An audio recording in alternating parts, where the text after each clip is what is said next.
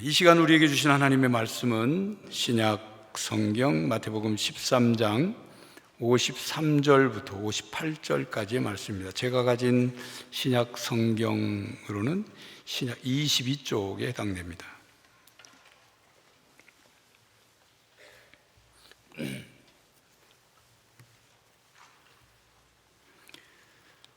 마태복음 13장 53절부터 58절까지 말씀을 우리 교독하겠습니다. 예수께서 이 모든 비유를 마치신 후에 그곳을 떠나서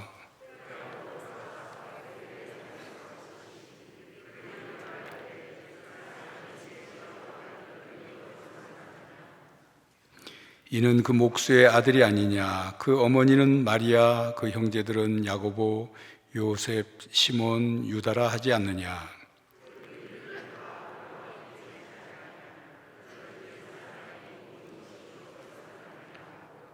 예수를 배척한지라 예수께서 그들에게 말씀하시되 선지자가 자기 고향과 자기 집 외에서는 존경을 받지 않음이 없느니라 하시고,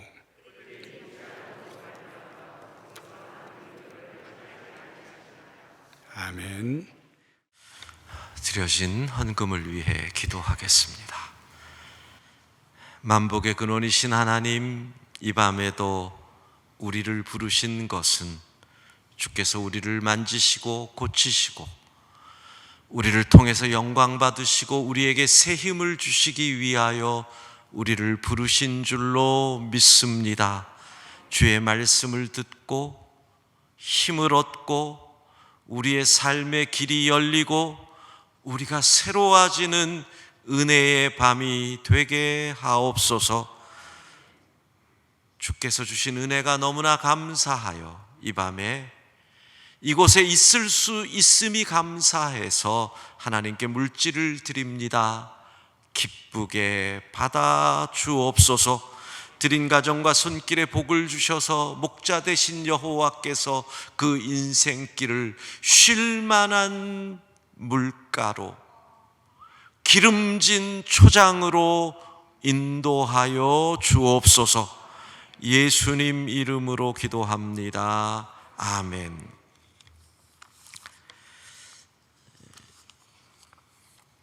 리 스트로벨이라는 분이 쓴 책 가운데 기적인가 우연인가라는 책이 있습니다. 아프리카에서 선교를 하시는 이 북아일랜드 출신의 의료 선교사인 헬렌 로즈비어의 이야기입니다. 이분이 아프리카에서 이 고아원 또는 아기를 가지고 집에서 쫓겨난 미혼모 이런 분들을 돌보는 사역을 하였는데, 한 이 젊은 엄마가 아기를 출산하다가 조산입니다. 조산을 하다가 엄마가 사망을 합니다. 그런데 그 아프리카 그곳에 인큐베이터가 있는 것도 아니잖아요. 이 아이를 어떻게든지 살려야 되는데 방법은 체온을 유지해 줘야 된다는 겁니다. 그러니까 보온병에다가 이 아이를 따뜻하게 그러니까 보온병을 사용할 수밖에 없어서 그 고아원에 있는 유일한 보온병에다가 물을 받아서 애를 두려는데 빵 하고 터져버린 겁니다. 그래서 이 로즈비어 선교사가 아이들에게 빨리 보온병으로 이 아기, 조산한 아기를 체온을 유지해 주지 않으면 이 아기가 죽을 텐데 우리는 보온병이 없다. 하나님 도와달라고 보온병을 보내주시든지 이 아이를 지켜두든지 너희가 기도해야 된다. 그랬더니 그 가운데 룻이라고 하는 아이가 10살짜리 여자아이가 이렇게 기도를 하는 거예요. 하나님, 이 아기를 위해서 보온병이 필요하다고 합니다. 그런데 내일 오면 안 되고 오늘 당장 필요하다고 합니다. 하나님, 오늘 보온병을 보내주세요. 그리고 이어서 이러더래요. 하나님, 그런데 이 아이가 여자아이니까 보온병과 함께 예쁜 인형도 하나 보내주세요. 근데 헬렌 로즈비어의 책에 보면 이때의 이야기가 나오는데, 아니 북아일랜드에서 의사인 선교사가 이렇게 얘기를, 아멘이 안 나오더라는 거예요. 아멘이. 왜냐하면 성경에 나왔으니까 하나님이 못하실 일이 없다는 것은 자기는 믿는데, 그래도 이건 아니지 않느냐.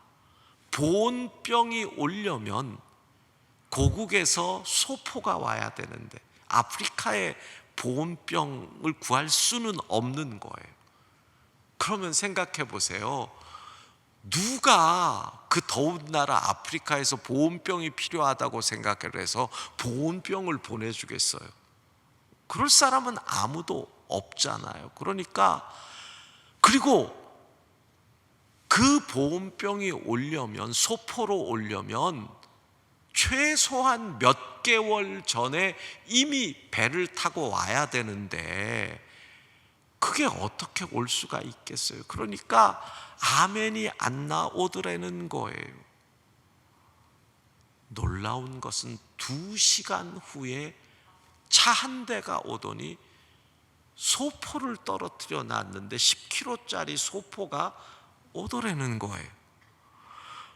그래서 이걸 열어봤더니 아이들 옷가지가 들어있고, 나 환자들을 돌봐주는 붕대, 치료할 때 감는 붕대가 있고, 통조림과 같은 음식물이 있더라는 거예요. 그러는데 혹시 해서 손을 집어넣었더니 그 밑에 보온병이 하나가 딱 나오더라는 거예요.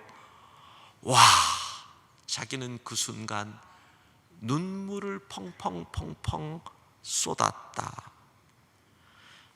그런데 이 룻이라고 하는 10살짜리 소녀가 그 보온병을 딱 보더니 이러더라는 거예요.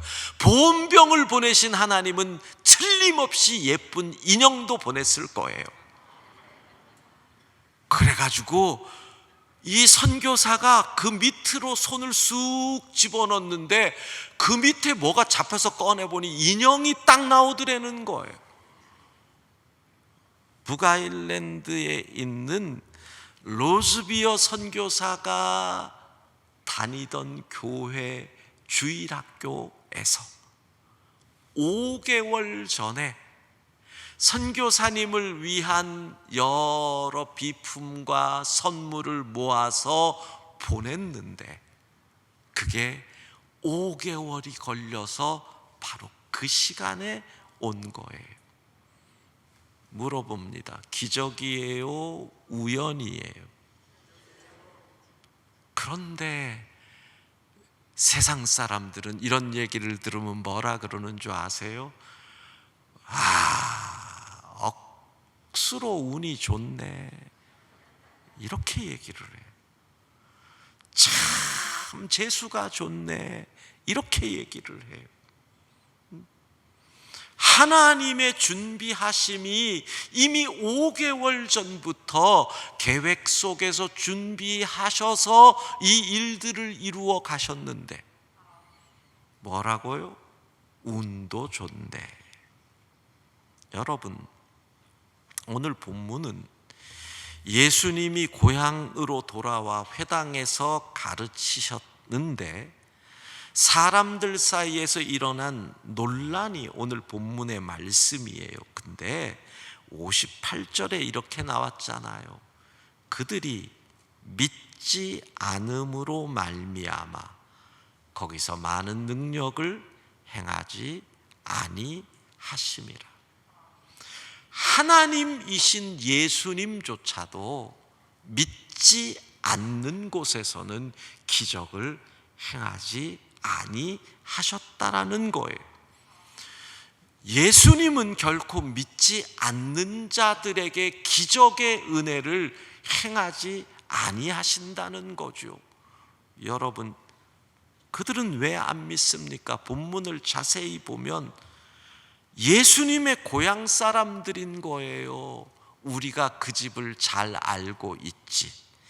그 형제들 잘 알지. 야고보, 요셉, 시몬, 유다.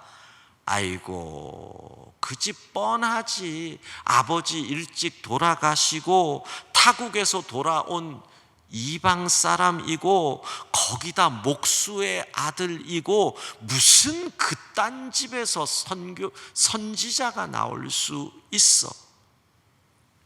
지역적 편견, 가문으로 인한 편견, 이 속에서 이 사람들은 이미 마음에 저 사람은 아니야.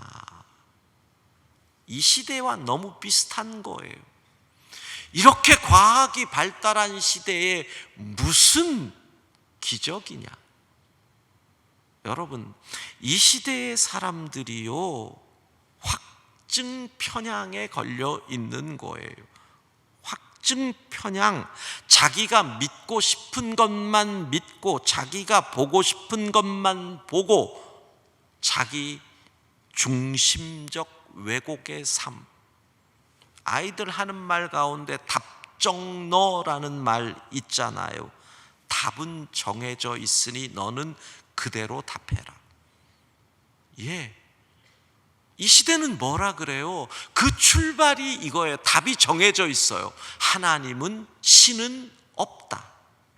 이게 출발이에요. 신은 없다. 그러니까 신이 없으니 신이 개입한 기적이라는 것도 있을 수 없다는 거예요. 그러면 설명을 해야 되잖아요. 기적을. 뭐라고 설명해요? 운이 좋네, 재수가 좋네, 행운이 왔네.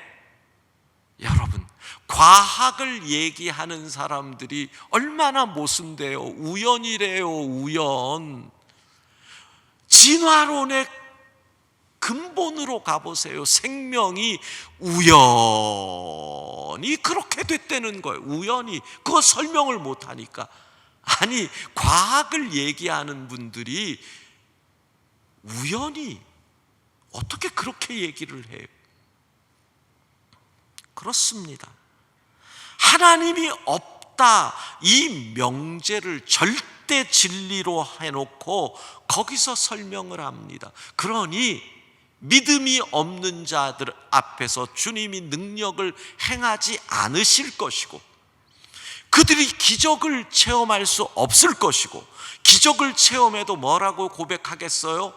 운이 좋네, 재수가 좋네, 이렇게 말할 테니 어떻게 그들이 주의 기적과 능력을 체험할 수 있겠습니까? 여러분, 어느 곳에 능력이 임합니까? 믿음이 있는 곳. 믿음이 있는 곳, 그곳에서 기적이, 역사가 일어나는 줄로 믿습니다. 자, 그래서 오늘 본문 먼저 결단하고 행하는, 믿음으로 결단하고 행하는 자가 여호와 이레의 하나님을 체험할 수 있어요. 창세기 22장 우리가 너무나 잘 아는 말씀이잖아요. 아브라함이 그 아들 이삭을 모리아산에서 바치고 그때 하나님께서 준비하신 양을 제물로 대신 바치게 한 이 사건. 창세기 22장 1절, 그 일 후에 하나님이 아브라함을 시험하시려고 그를 부르시되, 무엇을 시험하려는 걸까요? 무엇을 시험하려고 하는 걸까요? 하나님은 지금 그걸 시험하는 거예요. 아브라함아, 네가 너의 아들 이삭과 나 하나님 가운데서 누구를 더 사랑하니? 이걸 시험하시는 거예요. 여러분, 하나님은 성경에 보면 질투의 하나님 그러시잖아요. 어떤 상황에서도 하나님은 우리가 하나님에게 있어서 1번이 되기를 원하시는 거예요. 근데 100세의 아들을 낳고 나니까 아브라함이 조금 이상한 것 같거든요. 하나님을 가장 사랑하는 것 같은데 아브라함이 맨날 이삭만 보고 얼이 빠져가지고 침을 질질 흘리는 것 같으니까 제가 진짜 나를 더 사랑하나? 여러분, 무엇을 결단해야 됩니까? 하나님을 가장 사랑할 수 있기를 바랍니다. 가끔 그런 거 있잖아요. 아내들이 남편에게 이런 질문을 할 때가, 요즘 아내들은 안 하는데 옛날 분들은 그랬던 것 같아요. 여보, 시어머니랑 나랑 물에 빠지면 누구를 건져줄 거야? 사실 이게 말도 안 되는 얘기잖아요. 둘 다 안 건져주고 말지 진짜. 아우, 여러분 왜 그 질문을 하는 줄 아세요? 부인은 언제나 원하는 게 그걸 확인하는 거예요. 내가 당신에게 있어서 몇 번째야? 이걸 묻는 거예요. 내가 당신에게 있어서 첫 번째야? 두 번째야? 세 번째야? 첫 번째 와이프, 두 번째 와이프 이런 의미 아니고요. 첫 번째로 나를 사랑하느냐를 묻는 거예요. 그러니까 그것이 확인되기 전까지는 끊임없이 그 질문을 하는 거예요. 여러 가지 다른 모습으로 질문을 하는 거예요. 근데 어느 날 부인이 깨달아요. 당신에게 있어서 내가 언제나 첫 번째야 라고 확신이 오잖아요. 그때는 남편이 새벽 2시에 들어와도 믿어요. 무슨 짓을 해도 남편을 신뢰해요. 그러니까 언제까지? 1번 이미 확인되는 그때까지. 안 그러면 계속 물에 빠졌을 때 누구를 건져줄 거야, 이 테스트를 끊임없이 한다라는 얘기죠. 사랑의 확인. 시험하시려고 너는 누구를 사랑하니? 본토 친척 아비집을 떠난 너는 누구를 더 사랑하니? 그걸 확인하는 거예요. 그러니까 사랑의 결단이 있는 그곳에 여호와 이레의 하나님을 만날 수 있다는 것이지요. 아브라함이 이렇게 나와요. 3절을 보면 아침에 일찍이 일어나 나귀의 안장을 지우고, 저는 아침에 일찍이 일어나 속에서 아브라함의 고뇌를 봐요. 왜? 아침 늦게까지 머뭇머뭇하면 못 갈 것 같거든요. 아침 늦게까지 머뭇머뭇해서 그러면 사라가 물어볼 것 같거든요. 이삭이랑 어디가? 하나님이 제물로 바치라 그랬다. 그럼 사라가 뭐라 그러겠어요? 이 영감탱이가 노망이 들었구나, 이럴 거 아니에요. 사라는 틀림없이 논리가 있을 겁니다. 야, 하나님이 그런 것을 요구하시는 하나님은 결코 아니잖아. 이렇게 나오면 우리 하나님이 자식을 제물로 달라고 하시는 하나님 아니지, 당신 헛소리 들은 거야, 이러고 나오면 뭐라고 할 거예요? 할 말 없거든요. 아침 일찍이 일어나. 하나님을 사랑하는 자는 아침 일찍 일찍이 일어나야 할 때가 반드시 옵니다. 모든 것을 뒤로 하고 하나님 앞에 홀로 서야 할 날이 반드시 옵니다. 그리고 떠나는 거죠. 여러분, 그 사흘길 아브라함이 어땠을까요? 아들과 함께 가는 그 길이 아브라함이 얼마나 고뇌에 찼을까요? 아들이 가면서 아버지랑 같이 가니 참 좋네요. 조금 후에 내가 너를 제물로 잡아야 하는데. 얼마나, 아마도 제 생각에 아브라함이 그때까지 머리가 흑발이었다면 그 사흘길에 백발이 되었겠다, 이런 생각이 듭니다. 하나님을 가장 사랑하는 길은 그렇게 어렵다는 거예요. 하나님을 누구보다 사랑하는 것은, 주 예수보다 더 귀한 것은 없다. 이 세상 명예로, 이 세상 행복과 이 세상 물질과 바꿀 수 없다. 그 길은 그렇게 외롭고 그렇게 힘든 길이라는 것이지요. 예, 아브라함이 그대로 하나님을 향한 사랑을 삶으로 고백하고 표현합니다. 그때 하나님은 어떻게? 준비된 양을 보여주는 것. 사랑하는 성도 여러분, 하나님을 누구보다 사랑할 수 있기를 바랍니다. 그때 우리는 여호와 이레의 하나님, 나를 위하여 준비하신 하나님을 여러분의 삶 가운데서, 하나님은요 이미 준비해 두셨어요. 이미 5개월 전에 준비해 두셨고요, 10개월 전에 준비해 두셨고요, 1년 전에 준비해 두셨어요. 이재철 목사님의 글을 보면 그분이 이 장로의 신학대학원에 이제 모든 사업이나 이런 거 다 그만두고 신학생이 되겠다고 입학을 하면서 물질에 관한 서원을 하잖아요. 그러면서 이분이 마지막이 남은 게 뭐야 했더니 적금을 사모님이 몰래 드렸던 게 있더라는 거죠.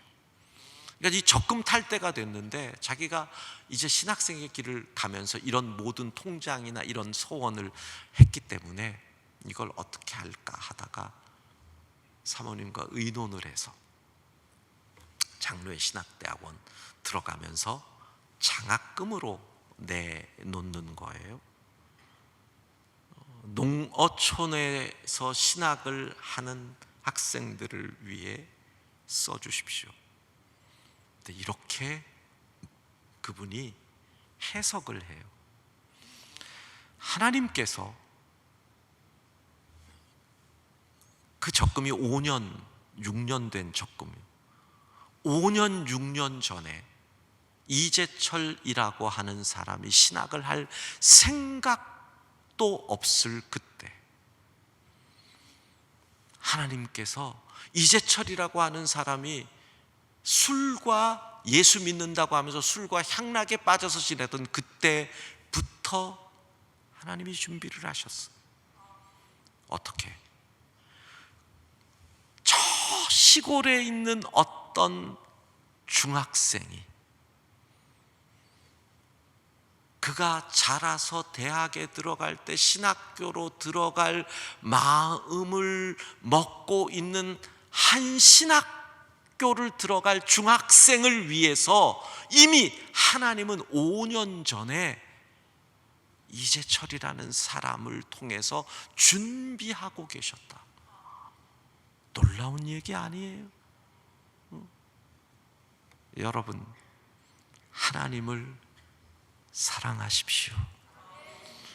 하나님을 더욱 사랑하십시오. 하나님을 뜨겁게 사랑하십시오. 제 설교 원고를 보면 이렇게 돼 있어요. 하나님을 뜨겁게 사랑하십시오. 그러면 성도들 큰 소리로 아멘, 괄호 열고 이렇게 돼 있거든요. 원고대로 해주시면 참 좋을 것 같습니다. 시범을 보이도록 하겠습니다. 우리 교회 목사님들이 왜 여기까지 왔겠습니까? 다 시범을 보이려고 하나님을 뜨겁게 사랑하십시오. 저걸 이렇게 와서 우리 천안중앙교회에서 얼마나 맛있는 밥을 한정식을 잘 코다리도 먹고 떡갈비도 먹고 거기다 보리굴비도 먹고 너무너무 잘 먹었는데, 그거 먹었으면 먹는 값을 하고 가야지 거기서 가만히 있지 않고 할렐루야 아멘 소리 금방 줄어드는 거 봐요. 영광교회 목사님들만 할렐루야, 네, 그렇게 하나님을 뜨겁게 사랑할 수 있기를 바랍니다. 사랑의 결단, 하나님을 뜨겁게 사랑해 보세요. 누구보다 사랑해 보세요.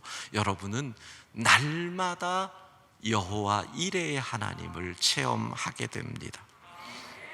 두 번째, 결단하고 주님께 나아오는 자가 구원의 기적을 만납니다.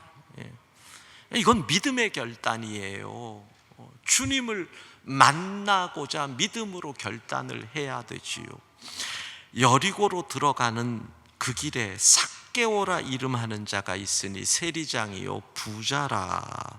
그러니까 여리고가 당시에 이 유대의 두 번째 도시거든요. 그러니까 우리로 치면 부산지방국세청장, 옛날에 얼마나 기억하실 거예요. 한 20-30년 전만 하더라도 이 세관 공무원들이 월급 외에 많이들 챙기고 그랬잖아요. 요즘은 못 그러지만 2000년 전에는 말할 것도 없는 거지요. 그런데 너무너무 예수님을 보고 싶은 거예요. 결단하고 보고 싶어 예수님 얼굴, 그렇지만 키가 작아 보이지 않아. 삭개오는 엉금엉금 올라갔어요. 뽕나무 꼭대기로 올라갔어요. 옛날에 우리 초등부 전도사 할 때 이런 노래 불렀는데, 예수님을 보고 싶어서 결단하고 체면과 모든 것을 버리고 나무 꼭대기로 올라가는 거예요. 여러분, 주님을 보고 싶어서, 주님을 만나고 싶어서 뭘 버렸어요? 주님 보고 싶어서 체면 버려 보셨냐고요? 주님 만나고 싶어서 무슨 수치를 당해 보셨냐고요? 올라갔더니 잘 보인다, 잘 보인다. 예수님 얼굴, 사랑 많은 그 얼굴이 잘도 보인다. 삭개오는 살금살금 보고 있어요. 뽕나무 가지 사이로 보고 있어요. 요즘 자꾸 트로트가 나올라 그래. 옛날에는 뽕나무, 지금은 돌무화과 나무잖아요. 여러분, 내가 뽕나무 가지 사이로 본다고 주님이 모르시겠어요? 다 알고 있다는 거예요. 보고파하는 마음 모르시겠어요? 다 안다는 거예요. 여러분, 결단하고 주님 앞에 나오면 왜 그것을 모르시겠어요? 내려와라, 내려와라. 내가 너의 집에 가겠다. 내려와요, 내려와요. 착한 삭개오, 예수님이 아래에서 부르셨어요. 삭개오는 불이 나게 내려왔어요. 예수님을 제 집으로 모시었어요. 예.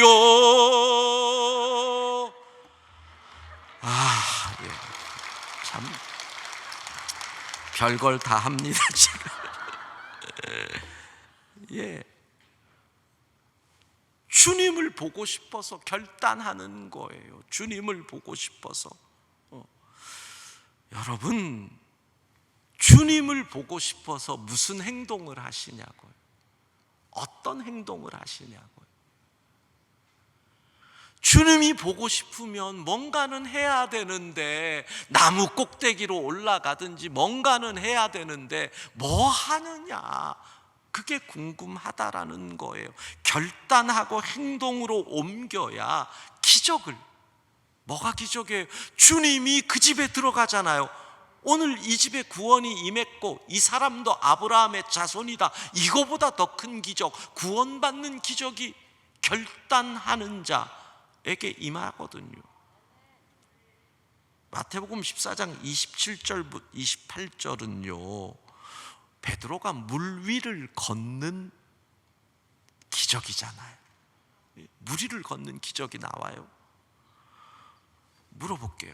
물 위를 걸으려면, 배를 타고 가다가 물 위를 걸으려면 뭘 해야 돼요? 꼭 해야 되는 게 있어요. 뭘 해야 돼요? 뭘 해야 돼요? 그렇죠. 배에서 물로 나가야죠. 결단, 행동 없이, 배에서 내려야 하는 행동 없이 물 위를 걸을 수 없어요. 주님을 보고 싶으면 뭔가는 해야 한다는 거예요. 지금 끊어야 할 것을 끊어야 되고, 버려야 할 것을 버려야 하고, 내려놓아야 할 것을 내려놓아야 하고, 붙잡아야 할 것을 붙잡아야 하고, 포기해야 할 것을 포기해야 하는 그 믿음의 결단 없이 어떻게 주님을 만날 수 있겠어요? 물 위를 걸을 수 있겠어요? 참 보면은요, 출애굽기에 보면 그 내용이 나오잖아요. 출애굽기에 보면 정말 재밌는 내용이 나와요. 사람들이 얼마나 행동을 하기를 꺼려 하는지 10가지 재앙이 나온단 말이에요. 10가지 재앙이 나오는데 그 가운데서 출애굽기 7장에 보면 개구리 재앙이 나와요. 개구리 재앙. 개구리들이 막 애굽 땅을 다 뒤덮으니까 얼마나, 바로의 왕궁에서도 개구리가, 식탁 위에서도 개굴거리고 있으니까 바로가 미칠 지경이잖아요. 그래서 그래, 내가 졌다, 이스라엘 백성들 데리고 나가라. 근데 거기서 모세가 이렇게 물어봐요. 왕이시여, 그러면 이 개구리들을 언제 치울까요? 여러분에게 묻습니다. 언제 치울까요? 대답해 보세요. 지금 개구리들이 여러분의 집에 막 바글바글대고 개굴 그러고 있어요. 언제 치울까요? 지금 당장. 근데 바로가 이래요. 내일. 참, 출애굽기 7장 10절 보세요. 내일 그래요. 그게 이해가 안 되는 거예요. 왜 인간은 습관적으로 내일 그래요. 내일. 지금 버려야지요. 지금 결단해야죠. 오늘 이 자리가 주님 앞에 나아가기 위해서 뽕나무 위로 올라가든지 배에서 물 위로 뛰어내리든지 오늘 이 자리에서 결단을 해야지. 언제까지 내일? 언제까지 내일? 온라인으로 예배 드리는 분들 언제까지 내일? 언제까지 내일? 움직여야 될 거 아니에요. 그때 물 위를 걷는 겁니다.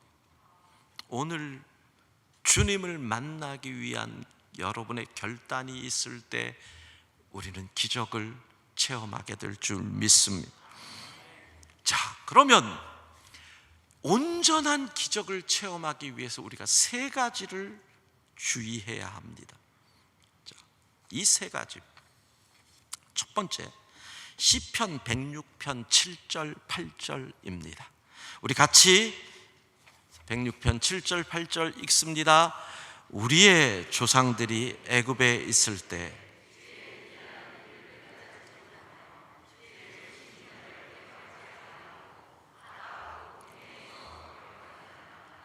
그러나 여호와께서는 자기의 이름을 위하여 그들을 구원하셨으니 그의 큰 권능을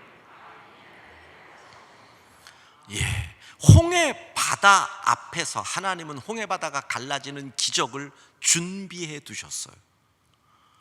그런데 그들이 거기서 온전한 하나님의 기적을 체험할 수 없었던 이유는 뭐라고 해요? 애굽에 있을 때 주의 기이한 일들을 깨닫지 못하며 주의 크신 인자를 기억하지 아니하였다.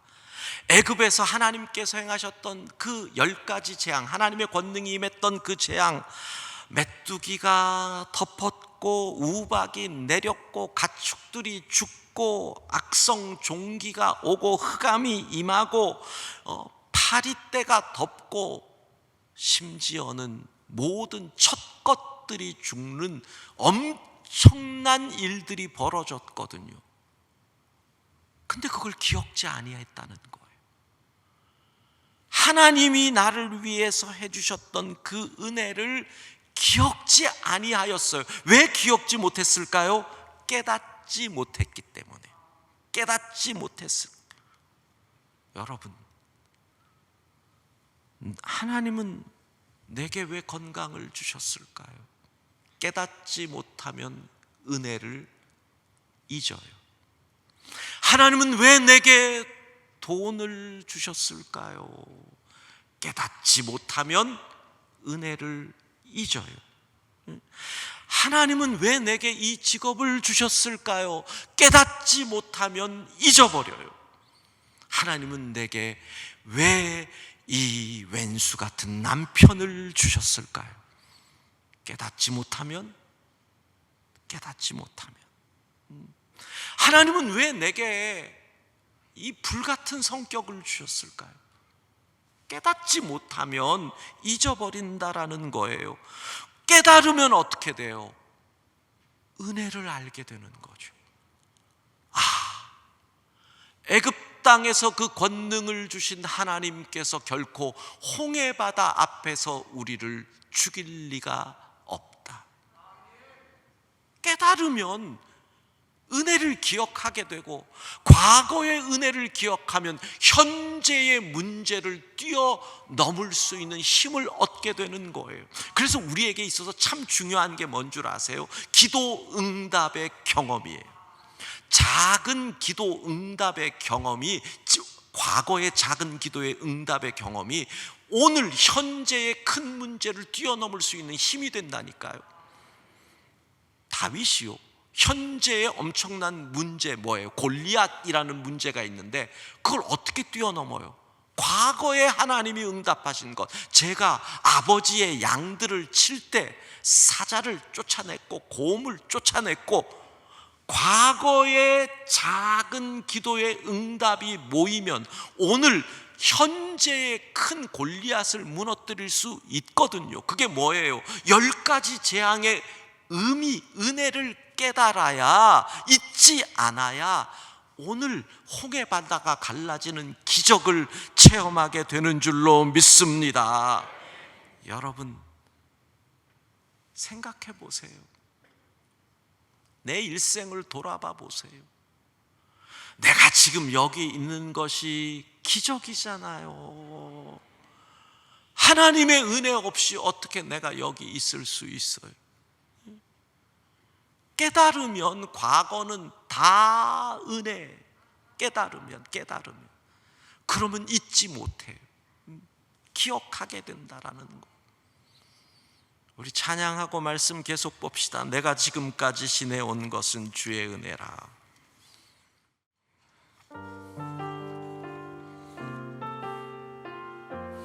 내가 지금까지 지내온 것은 주의 은혜라. 주의 은혜라. 지금까지 지내온 것은 내가 지금까지 지내온 것을 주의 은혜라 지금까지 지내온 것을 주의 은혜라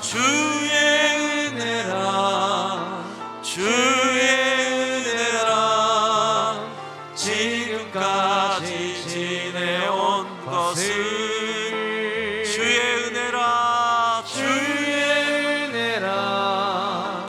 주의 은혜라 지금까지 지내온 내가 것을 하나님의 자녀된 것은 내가 하나님의 자녀된 것을 주의 은혜라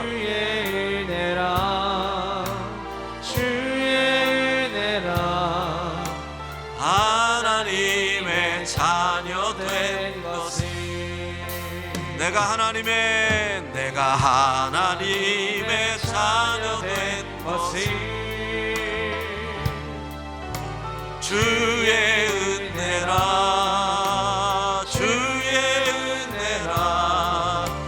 하나님의 자녀된 것을 주의 은혜라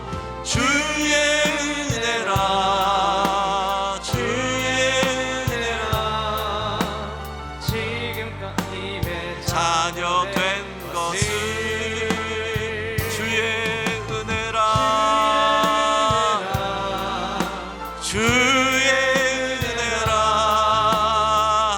하나님의 내가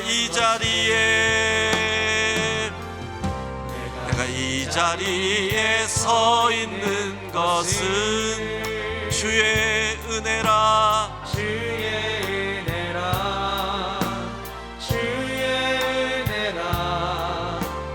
이 자리에 서 있는 것은 내가 이 자리에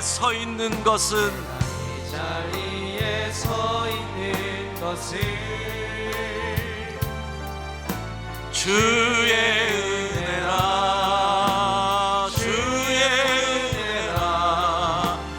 이 자리에 서 있는 것은 주의 은혜라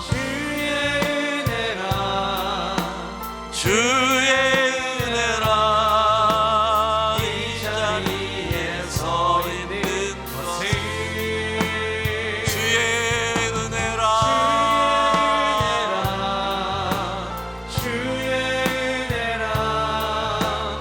이 자리에 서 있는 것은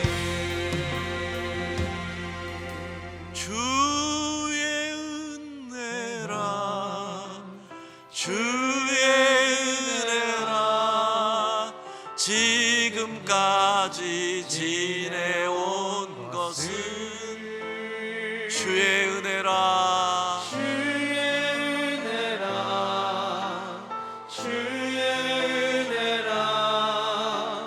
지금까지 지내온 것을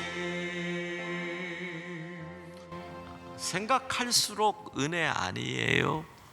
여러분 생각하면 할수록 과거를 돌아보면 볼수록 와, 은혜 아니면 내가 어떻게 이 자리에 있을까? 저는 늘 그 생각을 해요. 왜냐하면 제가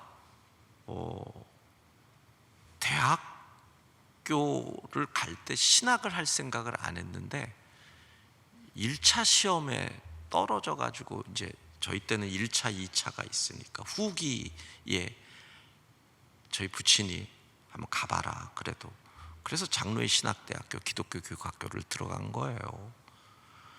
뭐 한 학기를 마쳤는데 예쁜 여학생도 없고 여학생은 참 많았어요. 저희 학번에 50명 가운데 여학생이 38명이었는데 다 누나들만 있고 지금 뭐 막 58년 누나 뭐 이런 누나들만 있고. 그래서 1학기를 마쳤는데 2학기 때부터 바람이 나는 거예요. 그러니까 사람이 그래요. 목적이 없으면 방황하는 거예요. 내가 왜 거기에 있는지, 내가 왜 신학을 해야 되는지. 그러니까 공부를 하고 싶은 생각이 없는 거예요. 근데 제가 이제 산 타는 걸 좋아했거든. 그러니까 그래도 목사 아들이니까 딴짓은 못해요. 그게 저의 이제 넘지 않는 선인 거죠. 뭐 술을 마신다, 뭐 이런 거는 안 하고, 목사 아들로서 지켜야 될 것은 주일은 지켜야 되고, 공부는 재미없고. 그래가지고 거의 2학기 동안에 목요일 날에 교련 있는 날, 우리 때는 교련을 빠지면 바로 군대를 가야 돼. 교련이 F 나오면. 그러니까 그때 학교 가고, 나머지는 주로 이제 이 배낭 메고 지리산에 이 주일 밤 이 기차를 타고 가서 산에서 뭐 텐트 그때는 국립공원 내에서도 텐트 치고 뭐 코펠 빠나 갖고 밥해 먹을 수 있던 시절이니까 그렇게 보냈더니 1학년 2학기를 딱 마쳤더니 학사 경고라는 걸 받았어요. 그랬더니 아니지, 학사 경고를 받는 건 아니지. 그래가지고 2학년 1학기 때 다시 공부를 해야지. 그랬더니 학사 경고를 받으면 제한학점을 주더라고요. 15학점 이상은 못한다. 전에 학사 경고를 받았더니. 그래서 제가 14학점을 해가지고 했더니 2학년 2학기가 됐더니 저 지리산에서 자꾸 또 나를 누가 부르는 거, 자꾸 부르는 거예요. 와라 와라 와라. 그래서 2학년 2학기에 또 그렇게 보냈어요.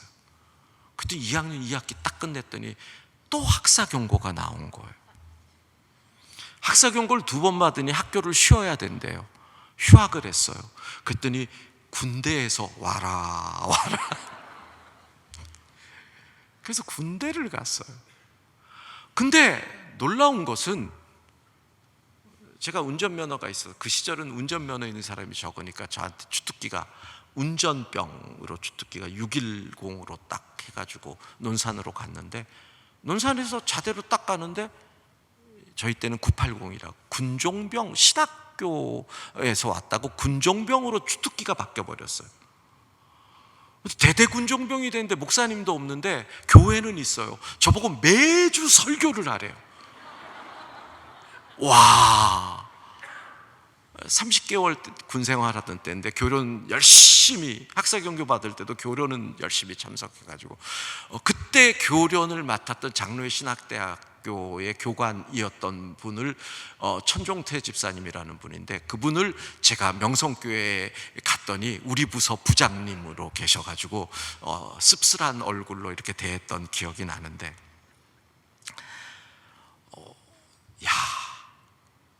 매주 설교를 표절을 하는 거죠. 요즘 말로 하면 제가 뭘 설교를 하겠어요. 그러니까 뭐 어느 설교지 수요일도 예배하고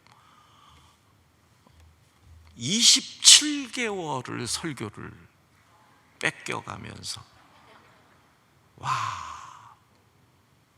그 기간이 제가 말씀으로 하나님을 만나는 기간이었던 거죠. 그래서 저는 늘 생각해요. 내가 이 자리에 서 있는 거는 진짜 하나님의 은혜지, 내가 어떻게 여기에 서 있는가. 그때를 생각하면 생각할수록, 그리고 딱 3학년 1학기에 복학을 했는데 그때 제가 배운 교훈이 있어요. 죄는 반드시 죄값을 치러야 한다. 2학년 2학기 때 학사 경고 받은 걸 군대 갔다 왔는데 그게 아직도 있다고, 제한학점이라고. 그게 남아있더라고요. 아니 군대 갔다 오면 지워지는 줄 알았어요. 그랬더니 그대로 남아서 또 15학점 밑을 해야 된다는 거. 3학년 2학기, 4학년 1학기, 4학년 2학기를 딱 됐는데 제가 이제 졸업하려면 남은 학점이 25학점이 남은 걸. 대학을 아시는 분 모르겠어요. 요즘은 보는데 우리 때는 한 학년에 아무리 한 학기에 많이 해도 24학점 이상은 못하는 게 학칙이었어요.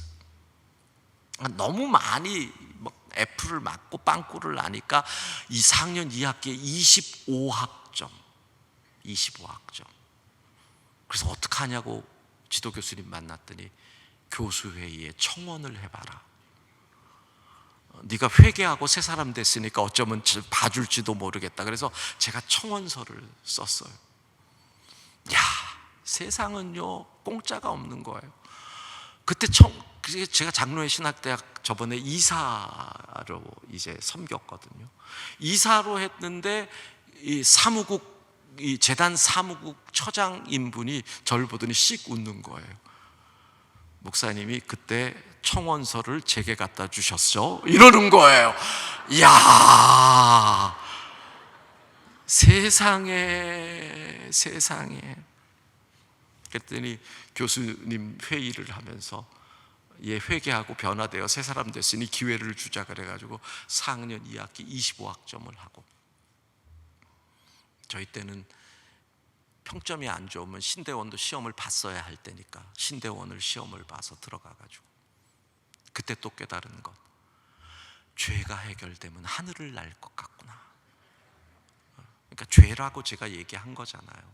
그러니까 제가 과거에 저질렀던 실수가 대학교 내내 제 발목을 잡으니까 끊임없이 그것을 메이크업하느라고 정신없이 그 짐을 짊어졌다가 모두 해결되고 똑같이 사람들이랑 같은 스타트 라인에 있으니까 제가 그때 그렇게 해석을 한 거예요. 와, 죄가 해결되면 이렇게 하늘을 날 것 같구나. 여러분, 제가 왜 이런 얘기를 하겠어요? 부끄러운 얘기인데 왜 하겠어요? 이걸 메꾸기 위해서 노력하고 애쓰고 수고하고 항상 그래요, 여러분. 나의 아픔이 극복되지 못하면 트라우마예요. 아픔이 극복되면 스티그마예요. 극복됐으니까 이게 간증이 되는 거예요. 오죽하면 제가 이거를 장신대 사경에 가가지고 이 얘기를 한 번 했더니 한 3년 후에 장신대에서 한 번 더 오라는 거예요. 그래서 왜 그랬냐 그랬더니 그 학사 경고 받은 얘기를 설교 때 한 번 더 하라는 거예요. 아니, 왜 얘기를 해야 되느냐 그랬더니 하는 말이 학생들이 그 설교를 듣고 힘을 많이 얻는다고.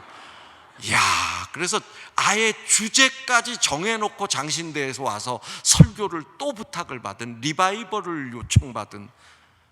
여러분, 그러니까 저는 생각하면 생각할수록 뭐예요? 은혜. 하나님의 은혜를 결코 잊지 말기를 바랍니다. 은혜를 잊지 말아야 우리의 삶에 기적이 임하는 것.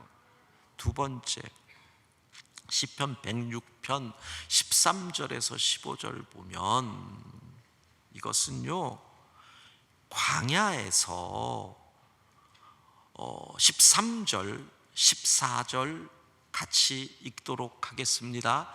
그러나 그들은 그가 행하신 일을 곧 잊어버림.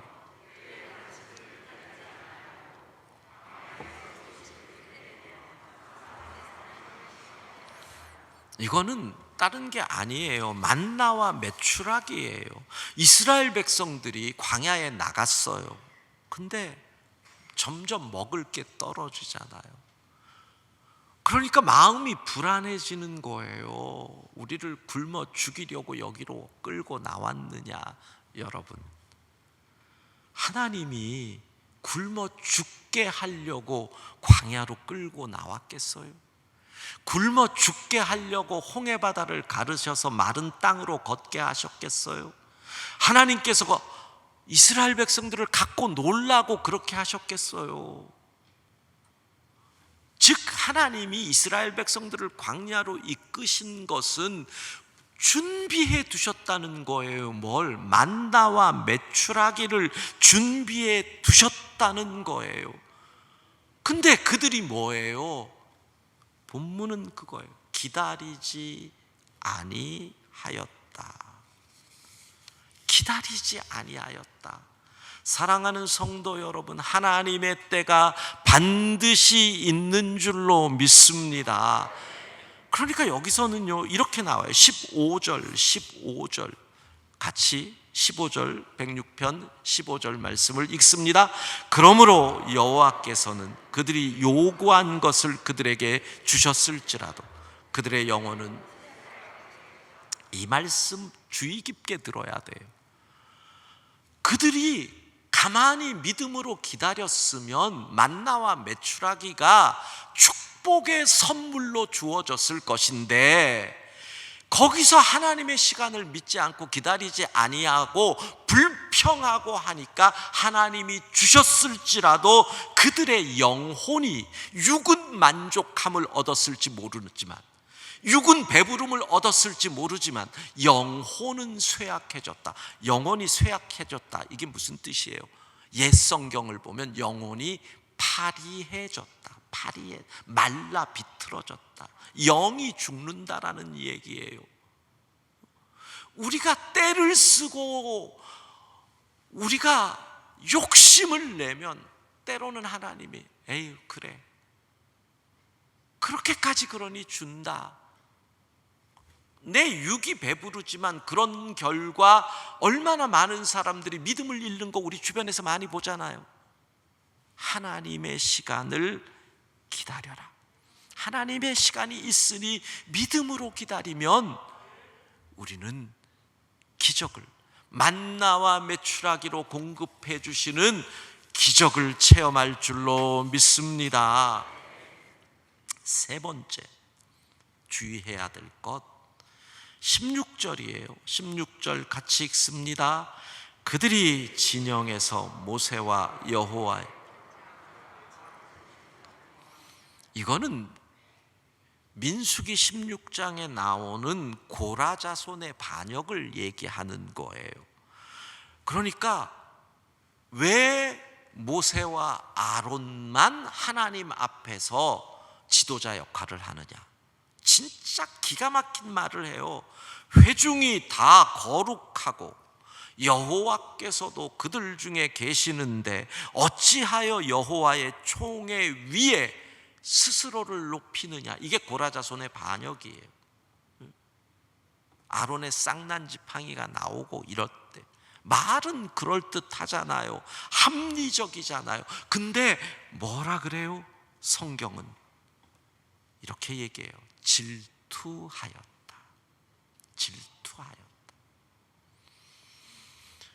비교하지 마라는 얘기예요. 하나님의 기적을 체험하려면 비교하지 말라라는 거예요. 우리에게 있어서요 5달란트, 2달란트, 1달란트의 비유 있잖아요.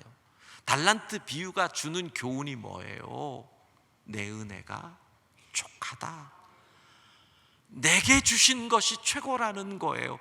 우리가 1달란트를 받아도 평생 그 달란트 못 써요.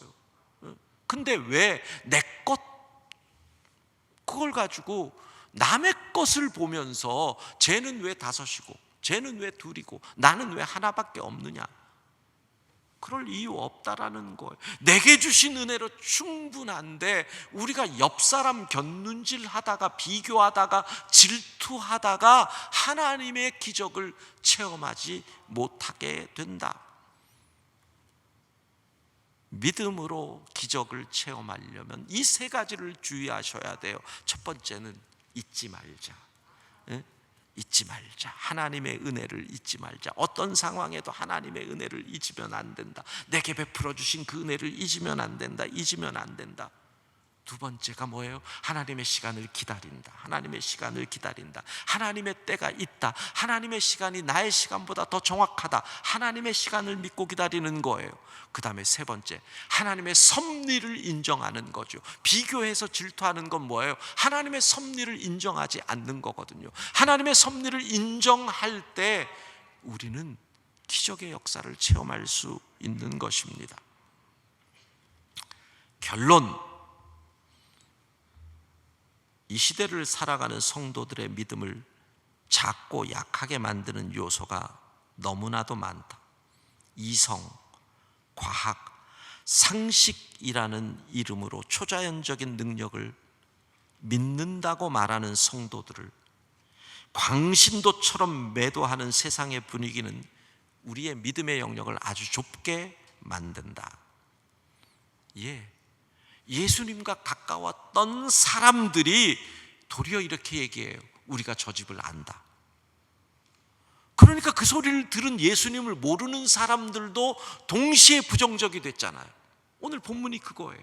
예수님을 아는 사람들, 다시 말하면 교회 내에 있는 사람들이 믿음이 온전치 못하고 합리와 이성과 논리라는 이름으로, 과학이라는 이름으로 믿음을 부인해버리는 거예요. 여러분, 과학을 초월하는 하나님의 기적과 하나님의 능력을 안 믿으면 왜 종교 생활을 해요? 종교라는 자체가 뭐예요? 하나님의 초월적인 능력, 그게 종교잖아요. 그러니까 종교를 떠나서 기독교, 우리의 믿음도 똑같은 거잖아요. 근데 교회 내에 있는 사람들이 이성, 상식, 과학 이러면서 하나님의 능력을 무시한다라는 거죠. 주님은 언제나 우리에게 물어보셔요. 너희가 믿느냐? 너희가 믿느냐? 그리고 주님은 뭐라 그래요? 기적을 일으키실 때마다 너희 믿음이 크도다. 내 믿음대로 될지어다. 오늘 온전한 믿음으로 우리의 삶에서 필요한 하나님의 능력을 체험할 수 있기를 소망합니다. 찬양하십시다. 거친 풍랑을 잠재울.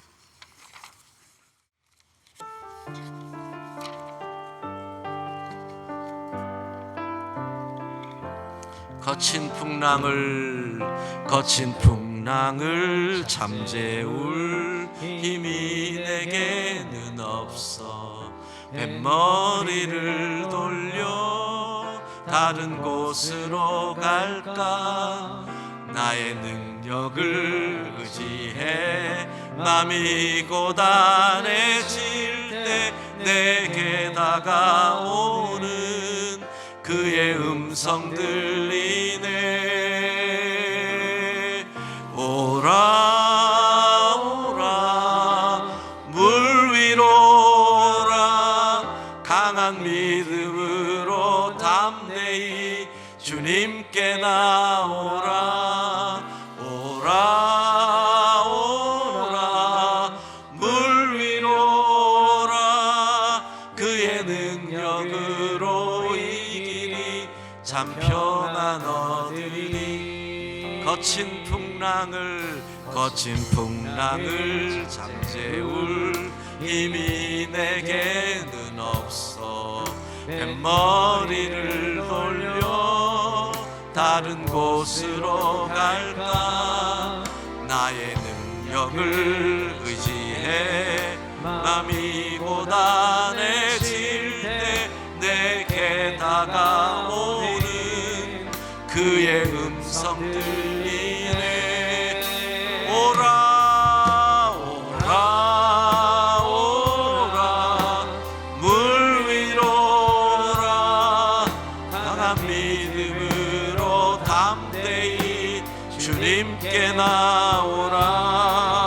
오라 오라 물 위로 오라. 그의 능력으로 이기리 참 평안 얻으리.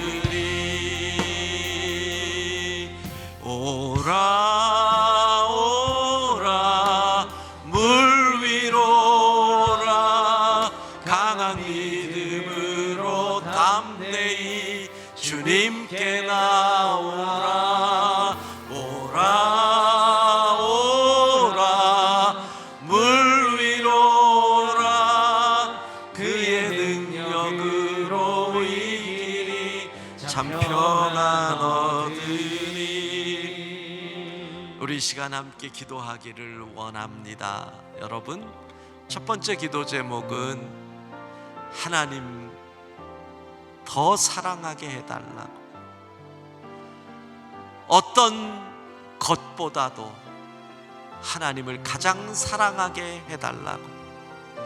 마음을 다하고 뜻을 다하고 힘을 다하여 하나님을 사랑하게 해달라고.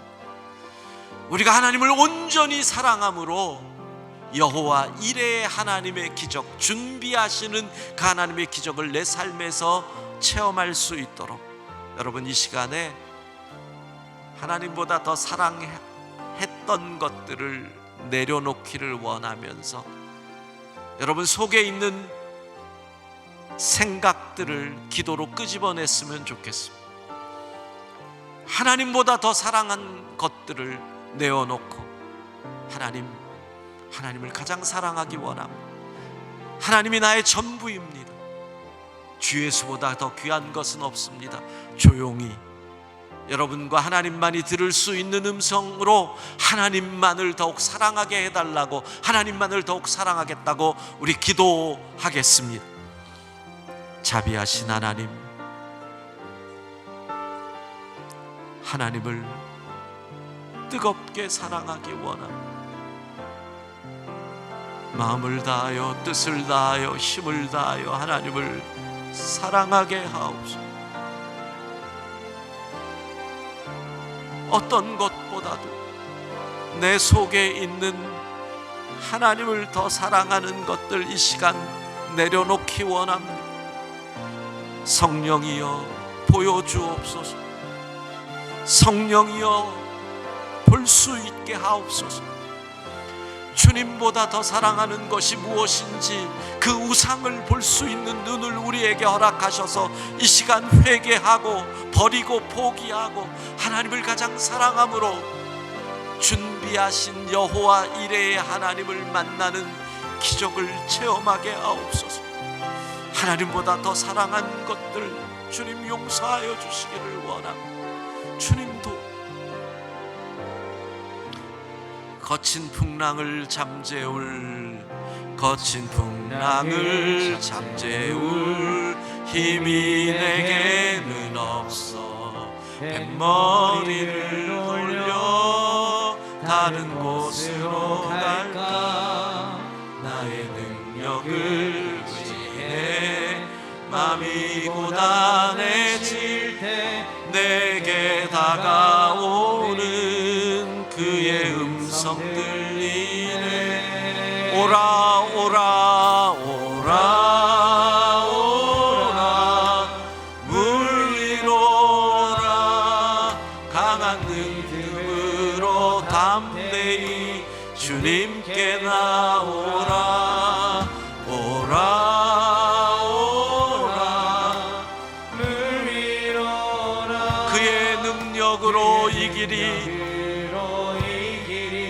참 평안. 우리 오른손 들고 오라 오라 오라 오라 물 위로 오라. 강한 믿음으로 담대히 주님께 나오라.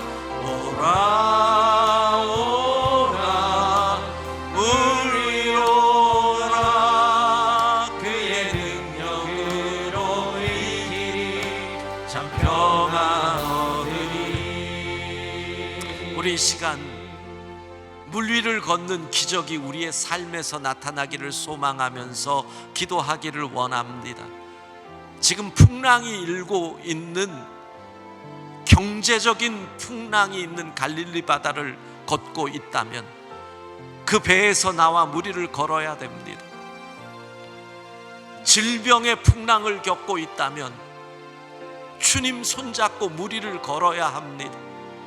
깨어진 관계로 인하여 거친 풍랑 가운데 있다면 주님께 나아가 무리를 걸어야 됩니다. 하나님, 무리를 걸을 수 있도록 기적을 베풀어 달라고.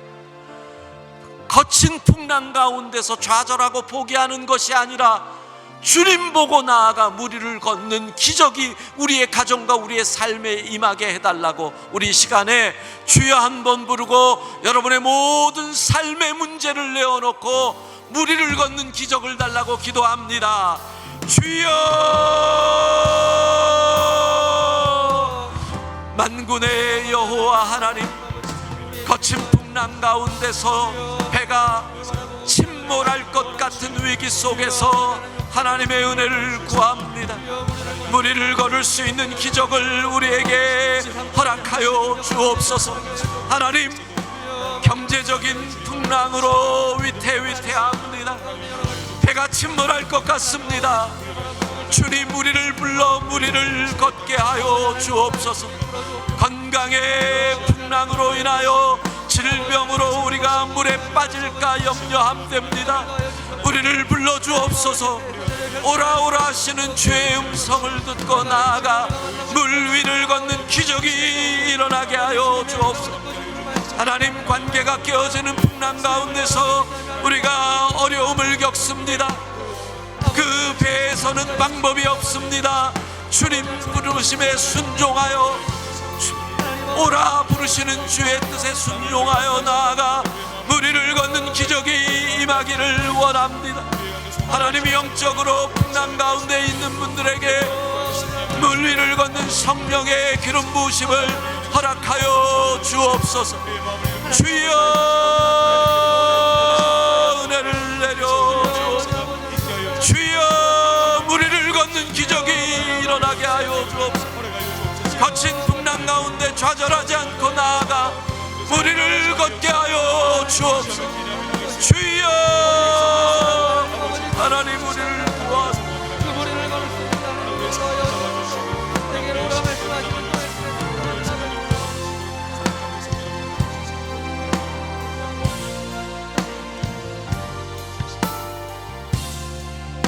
자비하신 하나님, 하나님을 더욱 사랑하게 하옵소서.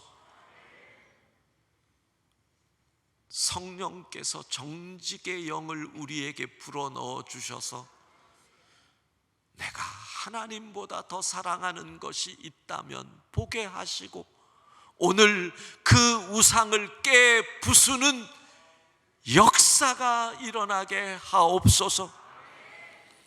거친 풍랑이 우리가 타고 있는 배를 흔들고 있는데 경제의 풍랑, 건강의 풍랑, 영적인 풍랑, 관계의 풍랑, 직업의 풍랑, 하나님, 주님 바라보고 나아가 물 위를 걷는 기적이 일어나게 하옵소서. 무리를 걷는 기적이 일어나게 하옵소서. 무리를 걷는 기적을 체험하게 하옵소서. 주님을 더욱 사랑하고 주님 앞에 나아가기 위하여 결단할 때 우리가 기적의 주인공이 될 줄로 믿습니다. 예수님 이름으로 기도합니다. 거친 풍랑을 잠재울 찬양합니다.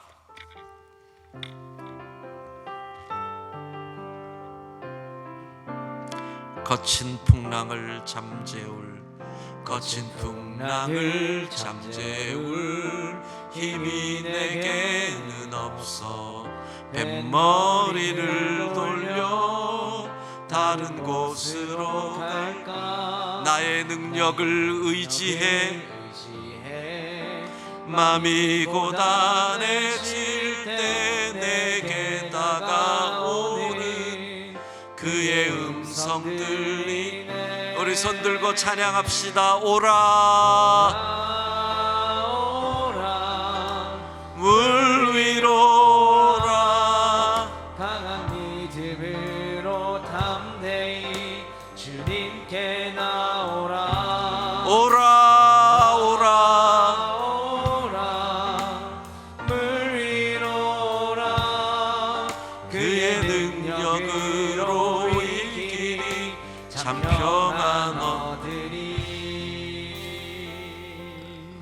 결국은 성령 충만해야 됩니다. 여러분, 성령 충만을 위하여 마지막으로 기도하시다가 자유롭게 돌아가시면 될 것 같습니다. 주여 한번 부르고 하나님 성령으로 충만하게 하옵소서. 우리 주여 한번 부르고 기도하시겠습니다. 주여, 하나님 성령 충만하기를 원합니다. 마가의 다락방에 임하였던 그 은혜, 불의 여와 같이 갈라지는 것이 각 사람의 머리 위에 임하는 그 역사를 이 밤에 우리에게 부어주셔서 성령의 능력으로 믿음으로 결단하게 하옵소서. 성령의 능력으로 세임을 얻게 하옵소서.